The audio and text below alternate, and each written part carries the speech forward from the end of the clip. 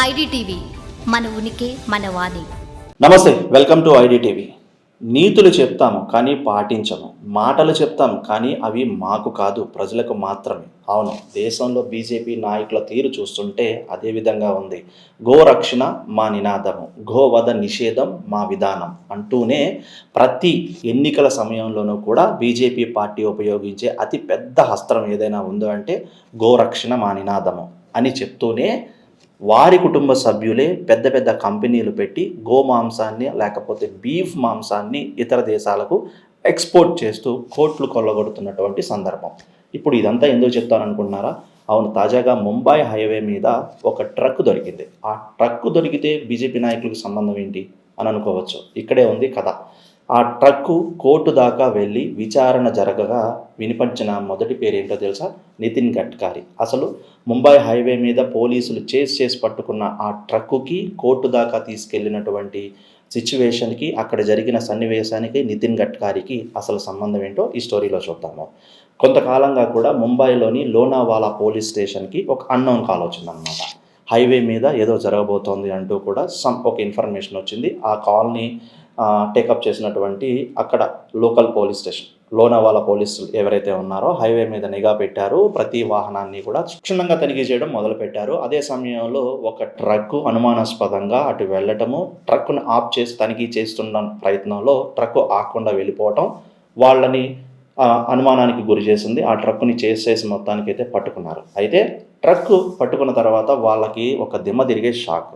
Truck నిండా కూడా దాదాపు అంతా కూడా బీఫ్ మాంసము. అది గోవుదా లేకపోతే ఆవుదా బర్రెదా తెలియదు, కానీ మొత్తానికైతే మాత్రం 28 టన్నులు, దాదాపు కూడా 400 బాక్సులతో ఈ ట్రక్కు ఎక్కడి నుంచి ఎక్కడికి వెళ్తోంది, అసలు ఈ మాంసం ఎవరిది అనేది ప్రాథమికంగా వాళ్ళ దగ్గర ఏ సమాచారం లేదు. ఆ ఫోన్ కాల్ ఆధారంగా మాత్రమే హైవే మీద తనిఖీలు చేయడము, ఆ ట్రక్కుని చేసి పట్టుకోవడం జరిగింది. అయితే అసలు కథ ఇప్పుడే మొదలైంది. ఈ ట్రక్కు ఎవరిది అన్నది విచారణలో జరుగుతుండగా ఆ ట్రక్కు దొరికినటువంటి మరుసటి రోజే రెంబాల్ ఆగ్రో ఫుడ్ కంపెనీ నుంచి ఒక ఎవరైతే ఫైల్ చేశారో క్లెయిమ్ చేశారనమాట. అంటే కోర్టుకి తీసుకెళ్ళి విచారణ జరపాలన్న ఉద్దేశంతో ఈ ట్రక్కుని ఆధీనంలోకి తీసుకున్నారు. కోర్టులో దీనికి సంబంధించినటువంటి పూర్తి విచారణ చేపట్టాలంటూ కూడా కోర్టు ఆదేశాలు ఇచ్చింది. అదే సమయంలో ఈ ట్రక్కు మొత్తం కూడా మాదే, ఈ మాంసానికి మేమే బాధితులు అంటూ కూడా రెంబాల్ ఆగ్రో ఫుడ్ కంపెనీ నుంచి క్లెయిమ్ చేయటము, దీనికి సంబంధించినటువంటి అన్ని అనుమతులు పేపర్స్ ఉన్నాయని చెప్పేసి వాళ్ళు క్లెయిమ్ చేయడం జరిగింది. అయితే ఈ ట్రక్ పట్టుకున్న సమయంలో లారీ డ్రైవర్ అండ్ క్లీనర్ చెప్పిన విషయాలు ఏంటంటే, ఈ మాంసం మొత్తం కూడా హైదరాబాదులో లోడ్ చేశాము, మేము ముంబైకి తీసుకెళ్తున్నామంటూ కూడా చెప్పారు. అయితే ఇక్కడ ఏదైతే ఈ ట్రక్ అండ్ మాంసం మాదే అని క్లెయిమ్ చేసిన ఆ టీం ఏదైతే ఉందో, కంపెనీ పర్సన్స్ ఏదైతే ఉన్నారో, ఈ మాంసాన్ని మేము యూపీలో కొన్నాము, ప్రాసెసింగ్ కోసం హైదరాబాద్ పంపించాము, అక్కడి నుంచి కూడా ముంబై పోర్టుకి వెళ్తోంది, ఎందుకు ఇతర దేశాలకి ఎక్స్పోర్ట్ చేయడానికి, వియత్నాంకి మాంసాన్ని ఎక్స్పోర్ట్ చేయడానికంటూ వాళ్ళ దగ్గర ఉన్నటువంటి పేపర్స్ అన్నీ సబ్మిట్ చేసేసి ఆ ట్రక్ని స్వాధీనం, అంటే ఏ ఇష్యూ లేకుండా కూడా ట్రక్ని తీసుకోవడానికి, లేకపోతే ఇది పెద్ద ఇష్యూ కాకుండా చేయడం కోసము వాళ్ళ ప్రయత్నాలు వాళ్ళు చేశారు. అయితే కోర్టుకి అలాగే పోలీసులకి ఇక్కడే ఒక అనుమానం తలెత్తింది.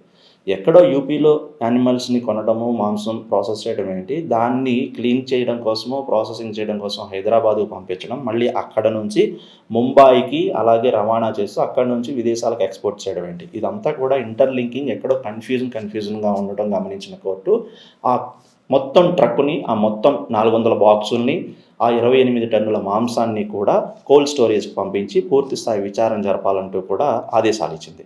ఇక్కడ అసలు కథ ట్విస్ట్ మొదలైనవన్నమాట. ఏ కంపెనీ అయితే ఆ ట్రక్ మాదే అని చెప్పేసి క్లెయిమ్ చేసి కోర్టులో పేపర్స్ సబ్మిట్ చేయడానికి పోలీసుల ముందుకి వచ్చి స్వాధీనం చేసుకోవడానికి ప్రయత్నించిందో, ఆ కంపెనీ ఎవరితో కాదు, నితిన్ గడ్కరీ కుమారుడు నిఖిల్ గడ్కరీది. అవును, నిఖిల్ గడ్కరీకి ఉన్నటువంటి కంపెనీస్లో one of the food company ఈ రెంబాల్ ఆగ్రో ఫుడ్ కంపెనీ అనమాట.